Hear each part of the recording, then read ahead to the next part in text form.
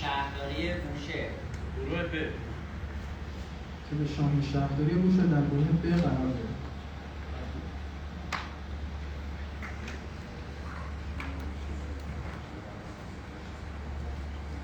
بیستا دوربین تهران گروه الف توربین تهران در گروه الف.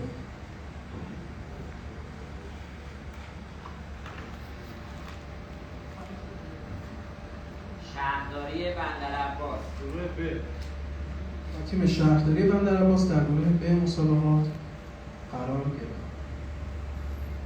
حالا میبایست گروه بندی سید دوم تیم‌های شهیدفندی یزد، شهدای رضکان کرج، فولاد نوین اهواز و شهید اورکی اسلام شهر به همراه دو گروه الف و گروه ب در گلدان مختلف.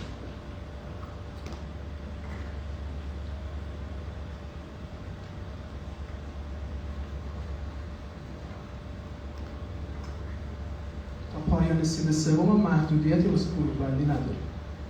بعد از پایان سید سوم در خصوص تیم‌های تهرانی اونجا تصمیم می‌گیریم.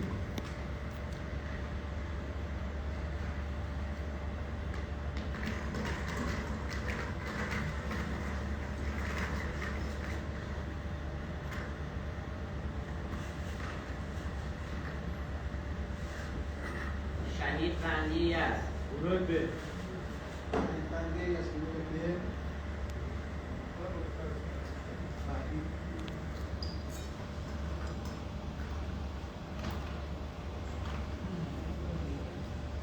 فولاد نوین اهواز گروه الف فولاد نوین اهواز گروه الف.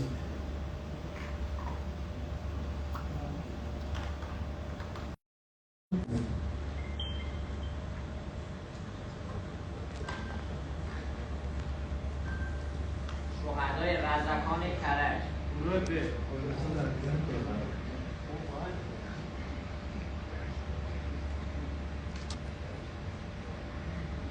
قرعه‌کشی برای گروه بندی سید سوم تیم‌های 90 ارومیه، شهرداری ماهشهر، مثل سنگون سهمیه خلیج فارس ماهشهر رو خریداری کرده و یک سری مدارک برای ما فرستادن که مدارک تکمیلیش رو برای مطالباً ارسال کنن، ولی اون چیزی که هست جزو سهمیه استان آذربایجان شرقیه و تیم خلیج فارس ماهشهر به مثل سنگون انتقال پیدا کرده.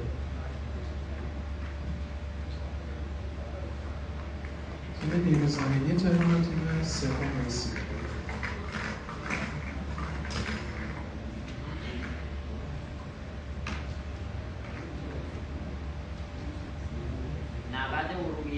گروه الف 90 ارومیه در گروه الف.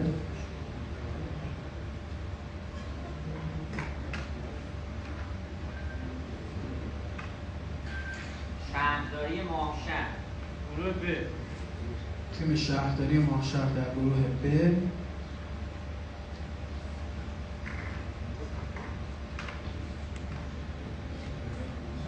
نیروی زمینی تهران گروه ب تیم نیروی زمینی تهران در گروه ب قرار گرفت. پس محدودیتی به این ترتیب برای سایر تیم‌های تهرانی وجود نداره. مثل سنگون گروه الف گروه الف.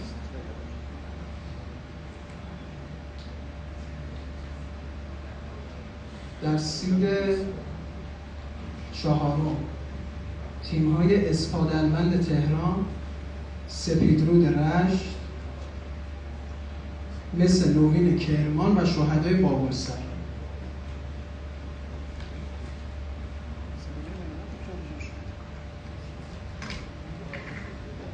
در یک گلدان و دو گروه الف و دو گروه ب در گلدان دیگر قرار دارد.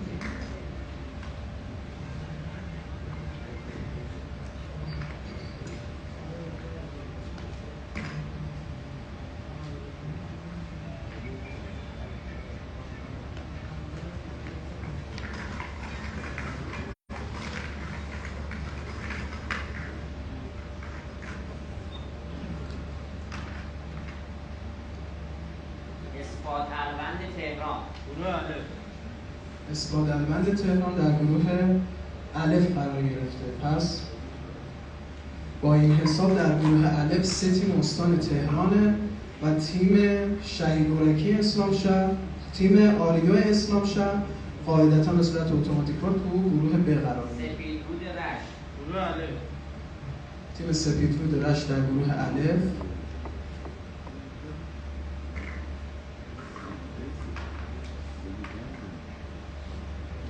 شهدای بابلسر گروه ب. شهدای بابلسر در گروه ب. تا اینجای کار به نظر میرسه گروه الف به گروه آسونتری باشه.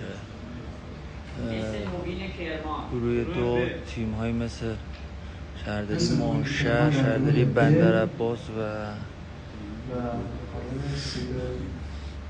شهدای رسمی که تیم های خیلی قدری برای امسال بستن در گروه دو هستن. ایمان سبز گروه شیراز الف و پیام‌طوس مشهد. تیم سپیدرود میشه فعلا به عنوان یه مدعی به نظر میرسه. پس با توجه به این که در گروه الف 3 تیم تهرانی قرار گرفت، با توجه به اون پیش‌فرضی که خدمتتون عرض کردم، 3 تیم تهرانی در گروه الف قرار گرفته و تیم نیروزمینی تهران در گروه ب، پس داماش تیم تو سید هفته و قرار هنوز گرفته. اسمش در نیومده. شما یه بار میتونید اینجا اسامی رو ببینید.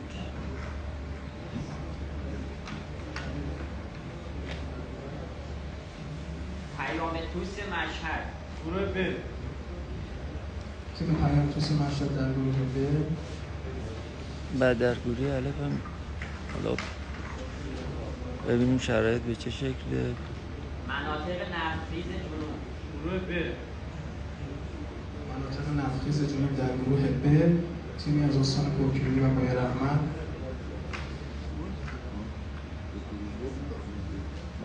تیم های پولدار معمولا افتادن اون و تیم اتراک بوجنوب در گروه الف قرار گرفت و به این ترتیب تیم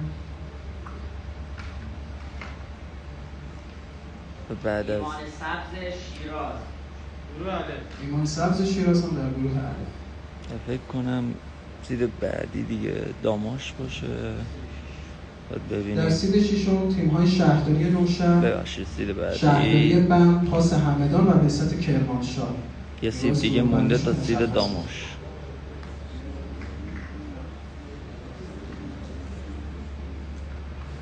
یه بار دیگه گروه رو میتونید ببینید. گروه الف، گروه ب که فعلا فقط یه تیم گیلانی از قرعه در اومده سپیدرود که در گروه الف قرار گرفت. احتمالاً یه تیم طبق اعلام مسئول برگزاری مسابقه تیم‌های گیلانی 2 تا یک گروه و یکی هم تو یک گروه قرار میگیره. هر 3 تا با هم به امکان پذیر نیست در یک گروه قرار بگیرن. گروه الف. تیم بساط کرمانشاه در گروه الف.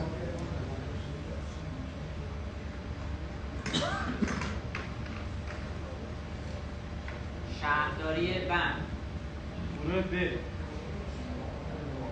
شهرداری بم در گروه ب قرار گرفت.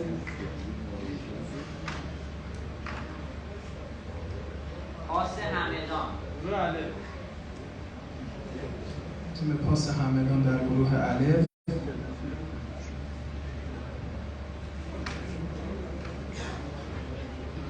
شهرداری نوشهر گروه ب. تیم شهرداری نوشهر هم در گروه ب. به سید هفتم میرسیم.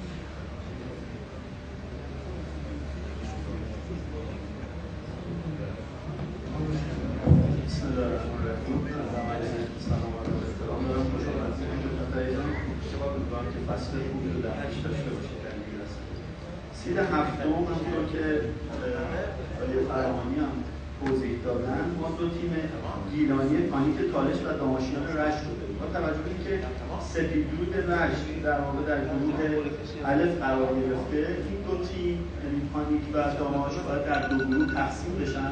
به این ترتیب ما در واقع پانیک و داماشیان رو در یک گلدان و یک گروه الف و یک گروه ب رو در گلدان دیگه قرار میدیم تا گروه این 2 تا تیم مشخص. توضیحاتش که شنیده باشید قرارش داماش و پانیک رو در یه گلدان قرار بدن و الف و ب هم در یه گلدان دیگه که یک تیم در گروه الف و هم گروه سپیرود بشه و یک تیم هم در گروه ب قرار بگیره و تنها تیم گیلانی گروه بعدی باشه. الان بکنم لحظه اساسی باشه برای داماشی، البته تیم صعود کننده براش فرقی نمیکنه در چه گروه. داماش گروه ب. خب شهرآورد رشت رو امسال نخواهیم داشت در گروه ب که تقریبا گروه سختری هم به نظر میرسه نسبت به گروه دیگه. به این ترتیب تیم فولاد هرمزگان هم به طور اتوماتیک در گروه الف قرار میگیره با توجه به اینکه آریا اسلام شهر در گروه ب قرار گرفته. یک بار دیگه گروه رو بهتون نشون میدم. گروه داماش شاهین شهرداری بوشهر، شهرداری بندرعباس، شهید قندی یزد، شهدای رسبان کرج، شهر یه بار مرور میکنیم. در گروه داری ماهشهر نیروی زمینی، شهدای تیم‌های ماشینسازی تبریز، فولاد نوین اهواز، شهید اورکی اسلام شهر، نود ارومیه مثل سنگون، اسپادلبند تهران، سپیدرود رشت، اترک مجنون، ایمان سبز شیراز، پاس همدان، بعثت کرمانشاه، فولاد هرمزگان، پانیک تالش و میگم شهرآورد نداریم. گرفتن و در گروه دو میگم شهرآورد نداریم.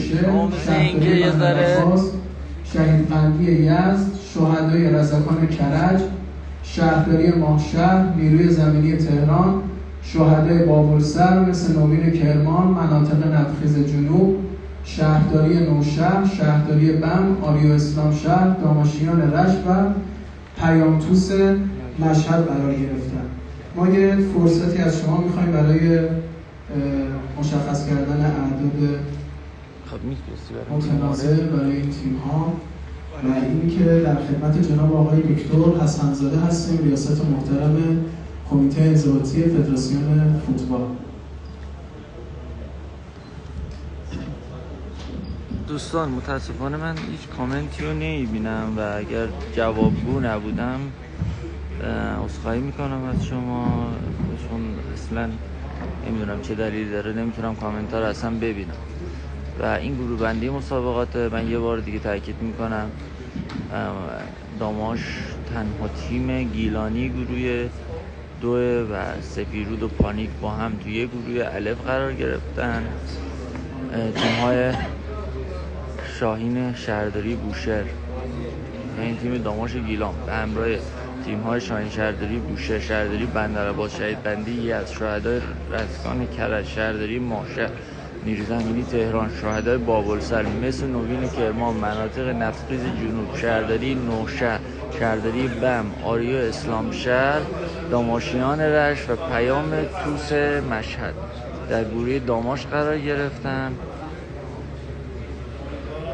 هم در گروه الف هم ماشینسازی تبریز، فولاد نوین اهواز، شهید اورکی اسلام شهر، 90 ارومیه مثل سنگون، اسپاد الوند تهران، سپیدرود رشت، اترک بجنورد، ایمان سبز شیراز، پاس همدان، بهزت کرمانشاه، فولاد هرمزگان، پانیک تالش و 20 دوربین تهران در گروه یک قرار گرفتن. حالا در لحظاتی دیگه دوستان سعی میکنن که برنامه مسابقات و همچنین اخبار تکمیلی مربوط به طرح گرافیکی مربوط به گروه بندی ها هم برای شما عزیزان بذارم. فقط نکته ای که حالا شاید عایز اهمیت بود برای گیلانی ها و رشتی ها، در این فصل مسابقات لیگ دست دوم شهرآورد رشت برگزار نمیشه و داماش و سپیرود در یک گروه قرار نگرفتن و فقط دربی گیلان اونم در گروه الف برگزار میشه. خب به نظر میرسه که گروه ب گروه سختری باشه، ولی خب اگر تیمی که میخواد صعود کنه قاعدتاً فرقی براش نخواهد کرد چه گروهی باشه و انشالله داماش در روزهای آینده با اخبار تکمیلی و خوبی که از جذب بازیکن‌ها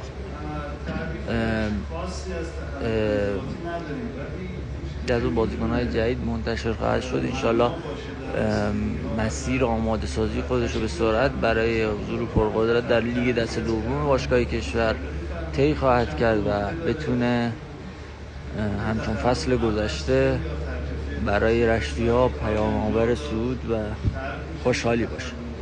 من شما دوستان رو به خداوند منان می‌سپارم و آرزوی یک فصل خوب و سرشار از موفقیت برای تیم پرافتخار شهر باران رو آرزومندم. خدا نگهدار.